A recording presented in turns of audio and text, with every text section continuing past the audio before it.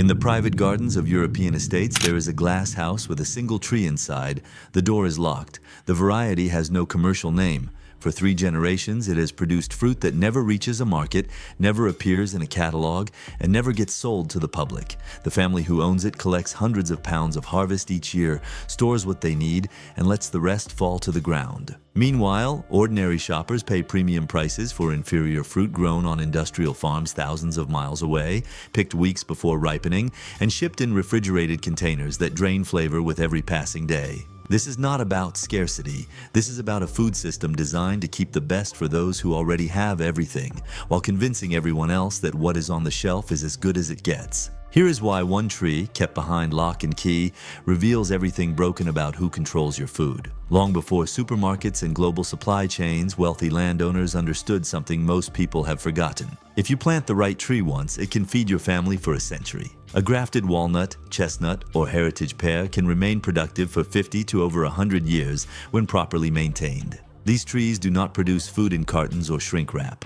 They drop it in baskets, wheelbarrows, and root cellars filled with preserved harvests that carry estates through bad seasons, price shocks, and supply chain failures. While ordinary people relied on annual crops and uncertain market access, estates built perennial food systems rooted literally in the ground. The public got seasonal availability and fluctuating prices. The estate got permanent abundance and complete independence.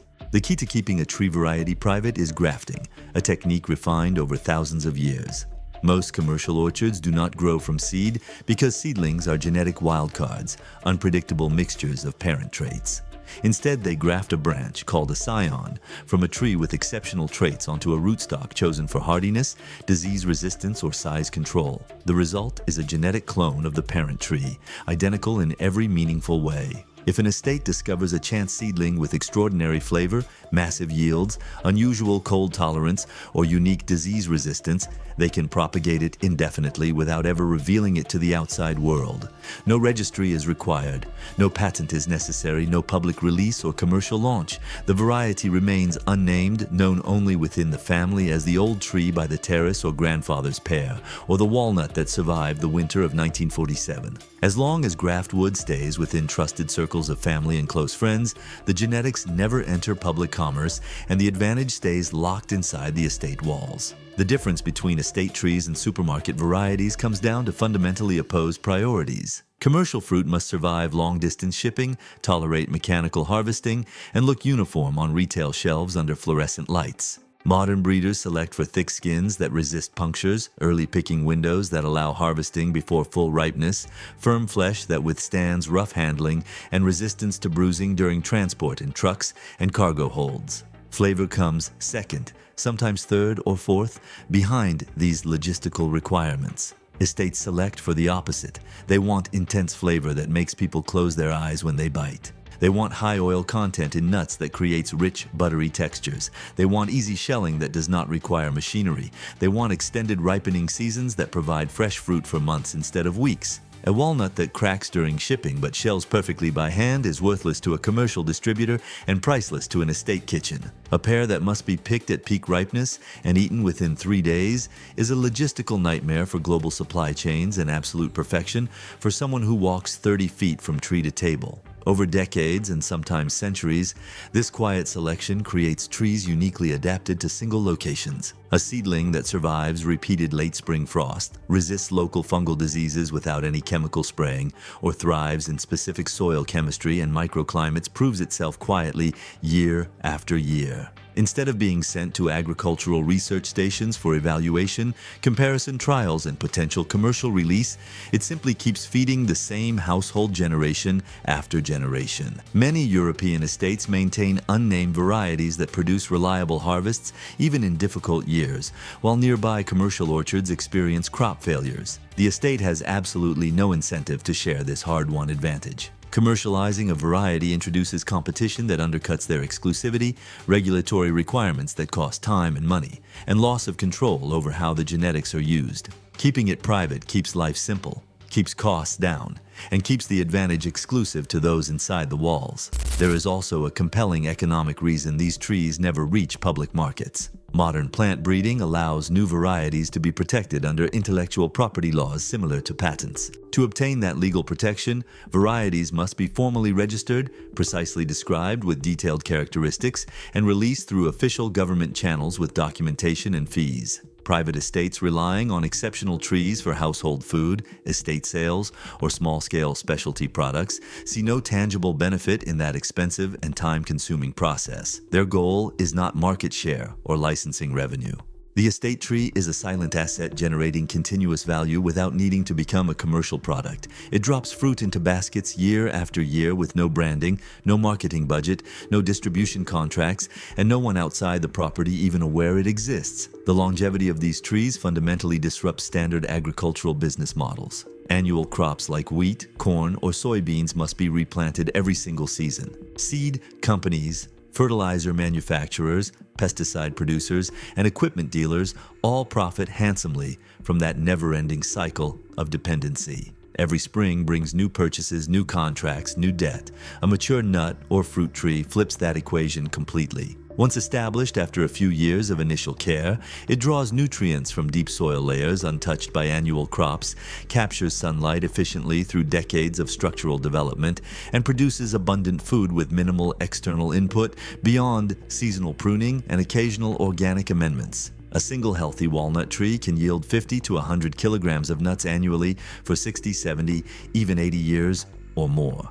A row of such trees strategically planted along an estate boundary becomes a living food bank, requiring almost no ongoing investment beyond basic maintenance. There is no recurring revenue model for agricultural products that produce abundantly for a lifetime after a single purchase, and that makes them fundamentally incompatible with modern agribusiness. This creates a starkly visible gap between those who own stable land and everyone else. Large estates can plant tree species that take 10 to 15 years to reach full productive capacity without worrying about property sales, zoning changes, or being forced to move. They can experiment with rare, unregistered varieties that may take years of observation to properly evaluate. They can afford to be patient, to think in terms of decades and generations. Renters, urban apartment residents, and people on economically unstable land simply cannot make those same long-term investments.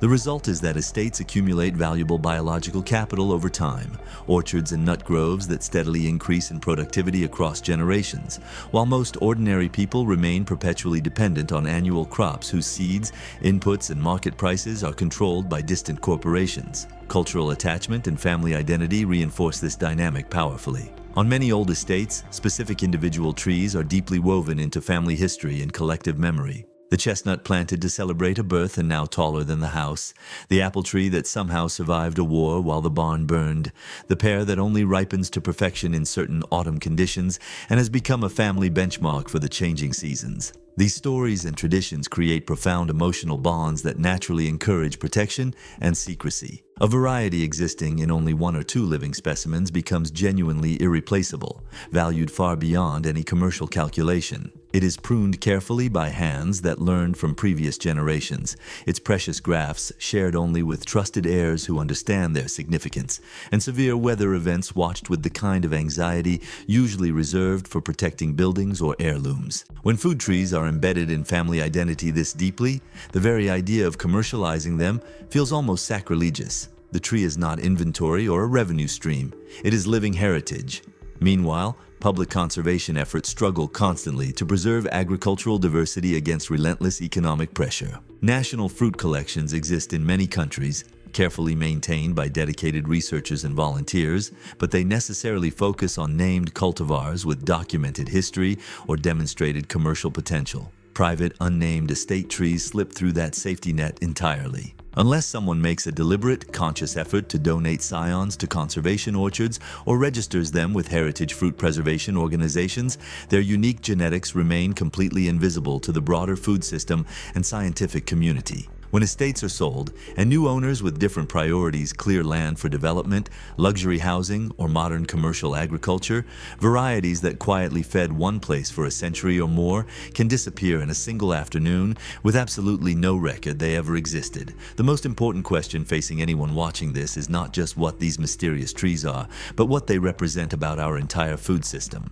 They demonstrate clearly that genuine long-term food security can be grown quietly, patiently, using traditional knowledge that requires no laboratory, no corporate approval, and no ongoing subscription fees. They also reveal with uncomfortable clarity how profoundly unequal access to land and time determines who actually benefits from that knowledge. When families can plan 50 years ahead with confidence in land tenure, planting trees becomes wise investment. When families must plan 5 years ahead with uncertainty about where they will even live, planting trees becomes unacceptable risk. Bringing this kind of tree-driven food security out from behind estate walls and into ordinary lives requires a fundamental shift in thinking, from annual crops to perennials, from short cycles to long arcs, from immediate gratification to patient investment. Instead of asking what will produce the most calories or the highest income this single year, the question becomes, what can feed this specific place reliably and abundantly for the next 50 years? It means choosing varieties, whether publicly available through specialty nurseries or locally shared through informal networks, that prioritize resilience,